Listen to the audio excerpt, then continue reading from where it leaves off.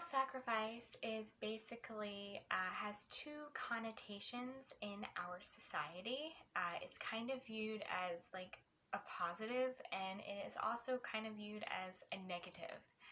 So typically, people that self-sacrifice themselves too much, um, they have been taught to receive love of any kind, to receive have like a happy life or a joyous life, or basically get to be a part of a community at all.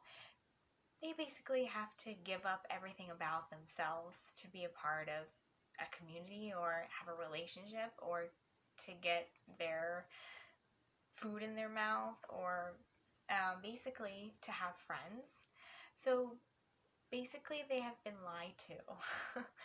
um, People that self-sacrifice too much have been voluntarily deemed as the scapegoat, I guess. So scapegoats are basically individuals that have a free spirit or a free mind and think kind of outside of the box than the rest of the group.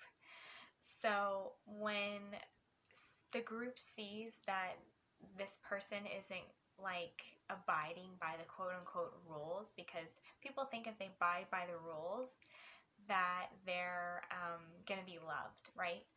So the scapegoat is the person that doesn't have the same values as the rest of the group. So let's say a boy is born into a family is very scientific. They're very mechanically inclined. They have the ability to do really well in math, or maybe lots of their family members are doctors. But a boy grows up into a family and he in fact is very artistic, likes singing. Maybe he enjoys artwork and is a really good writer. So basically, this person has a different value or a set of priorities than the rest of the group. So,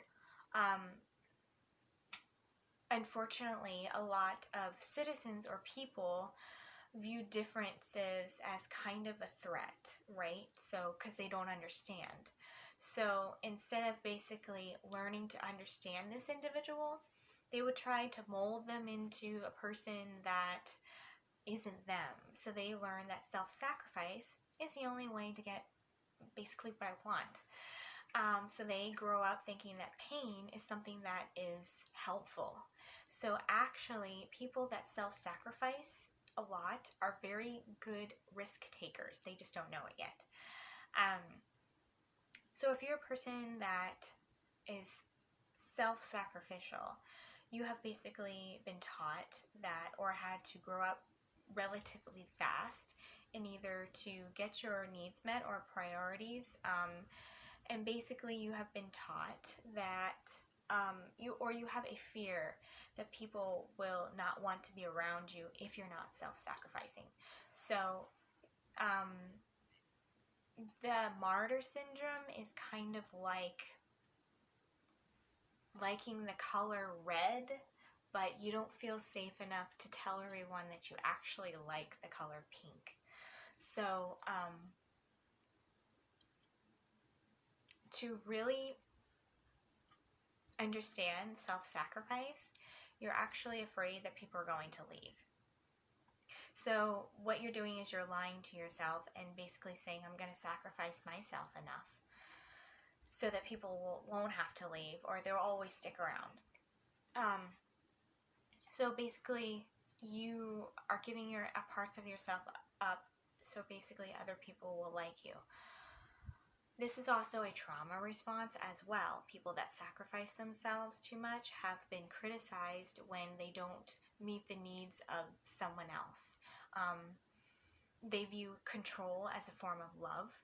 And so basically people that sacrifice themselves too much pretend that their priorities are important or they're not important. So they end up having really low self-esteem. Since self-sacrificing people are very good risk takers. It's very helpful to actually start taking the risk of viewing yourself as a priority, or viewing yourself as a temple. I like to use the word yourself as a temple, because one, temples are viewed as kind of sacred, and they have an ability to draw a specific audience or a specific group of people, because typically when people see temples, they already know what it is.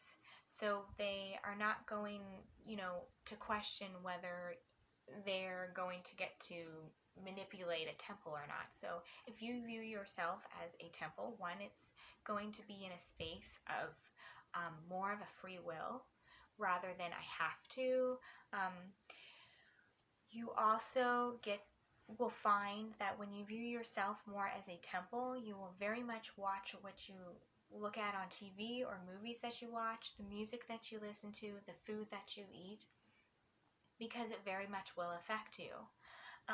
People that self-sacrifice themselves or have a martyr syndrome actually have the need to be nurtured, and they actually have the need to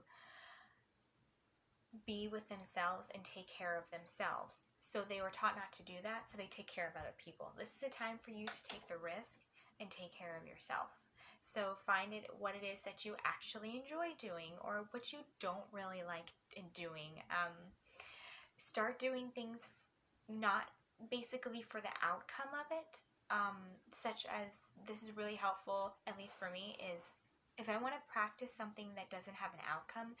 Really everything has an outcome, but you're doing it more to be in the moment rather than I'm in pain, so I'm going to receive love and I'm going to feel good. You're actually going to do things more from your heart space or your inner child. So if you look at children, they actually do things for community. They're actually very giving, because they live through a space of wonder. So people that are self-sacrificial kind of lose that sense of wonder, because they're always too busy helping other people when they in fact are important as well. So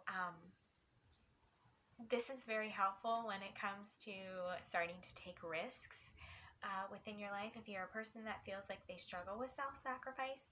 And also, it's okay to say no, which is really difficult for some people as well. And sometimes being the scapegoat is not actually a bad thing. It just means that you get to experience more people that have a similar viewpoint that you do. So thank you guys so much for watching, and I'll see you on my next video. Bye.